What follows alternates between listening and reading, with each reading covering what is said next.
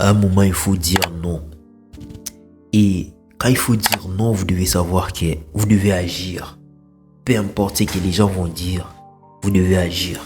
Vous savez, il fait 5 heures juste chez moi. Je vous dis, je fais cette vidéo avec amertume. Je vous jure, ce qui se passe actuellement au Congo, je ne sais pas si les gens sont en train de voir.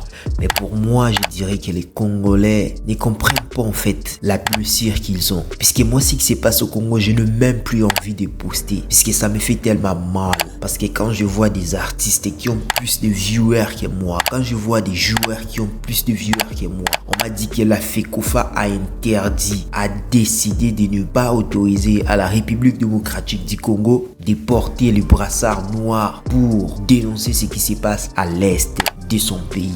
Et ça fait tellement mal. Quand je vois le pays soit en train de parler sur ça, ça fait tellement mal. Moi, je me dis, les Congos n'ont pas encore compris quelque chose. Vous savez ce qui se passe au Guinée, ce qui se passe au Niger, ce qui se s'est passé au Mali ainsi que Burkina Faso. Ça doit donner des leçons à tous ces gens qui regardent cette vidéo.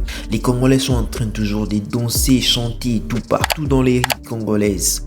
Je me dis, ce qui se passe au Congo doit certainement réveiller les Congolais. Nous sommes peut-être sous la distraction, mais nous oublions quelque chose. Vous devez savoir que les organisations internationales ne vont jamais changer la République démocratique du Congo. C'est peut-être vous pensez que la France ou les États-Unis vont laisser leur pays pour venir s'en charger de vous-même. Vous avez un président, vous avez des ministres, soi-disant le ministre qui sont là pour dire qu'il ne faut pas toujours voir ce qui se passe dans les réseaux sociaux. Mais pourtant, c'est ce qui est vrai, ce qui se passe réellement. Je vois des gens qui sont en train d'être tués. Il y a un monsieur qui a pris son couteau. Il a dit, je vais essayer de voir si mon couteau marche bien.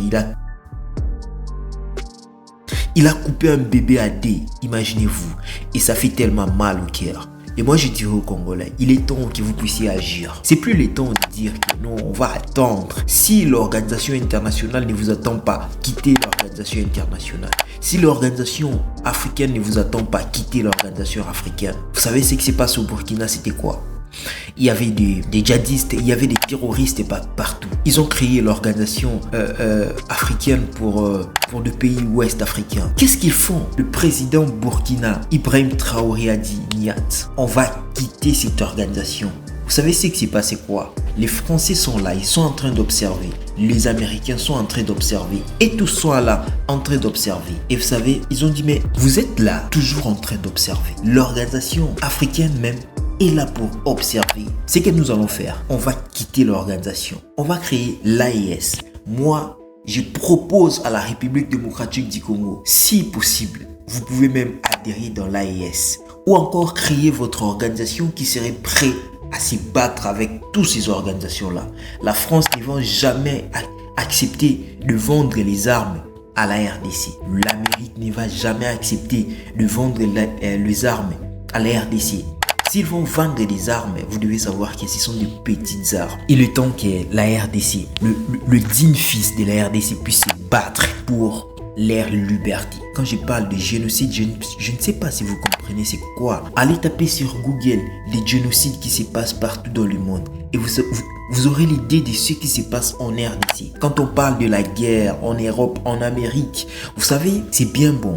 Quand on parle de l'Asie, c'est bien bon. Mais médiatisez quand même ce qui se passe en RDC et comprenez les effets. La RDC, vous avez tant souffert. Vous avez des richesses. Les richesses que vous n'avez jamais vues. Moi, depuis que je suis né au Congo, je n'ai jamais vu les diamants. Je n'ai jamais vu les cobaltes. Je n'ai jamais vu les cobaltes. Je n'ai jamais vu les richesses. Je parle de richesses de la RDC, moi je n'ai jamais touché moi. Si alors nos dirigeants n'arrivent pas alors à se battre, si alors nos dirigeants n'arrivent pas vraiment à combattre l'ennemi, mais laissez l'Est de la République démocratique du Congo alors. Parce que laissez-moi vous dire que vous ne faites absolument rien. Beaucoup de gens meurent chaque jour. Moi je vis des gens, il y a des gens, je ne sais pas si vous voyez ce qui se passe.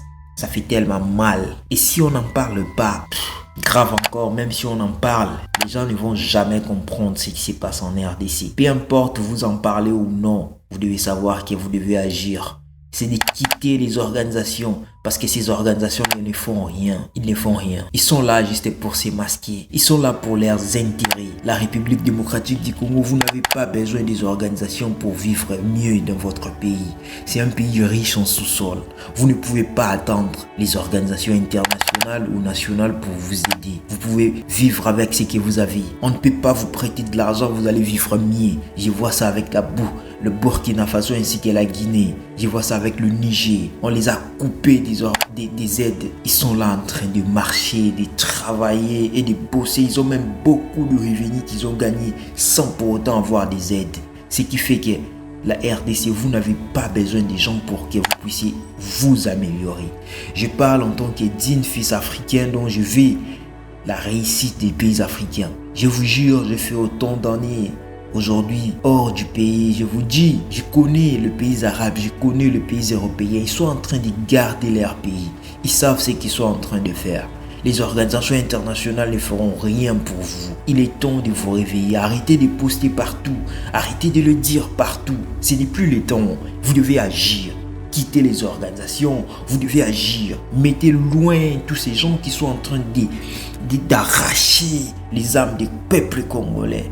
Qui sont en train d'arracher le cœur de nos parents. Ça fait trop mal ce qui se passe en RDC. On a tant parlé, mais les gens ne vont pas écouter. Il est maintenant temps que vous puissiez agir. Si vous n'agissez pas, laissez-moi vous dire que vous ne faites absolument rien. Arrêtez les Kitendi, arrêtez la Rumba. C'est le pays de Lumumba. Lumumba est mort pour vous. Lumumba est mort, martyr pour vous. Comprenez quand même, il y a Rossi Mukidi, il y a beaucoup de gens qui ont laissé leur vie pour vous. Et le peuple congolais, vous ne comprenez rien, vous ne comprenez rien. Ça fait trop mal.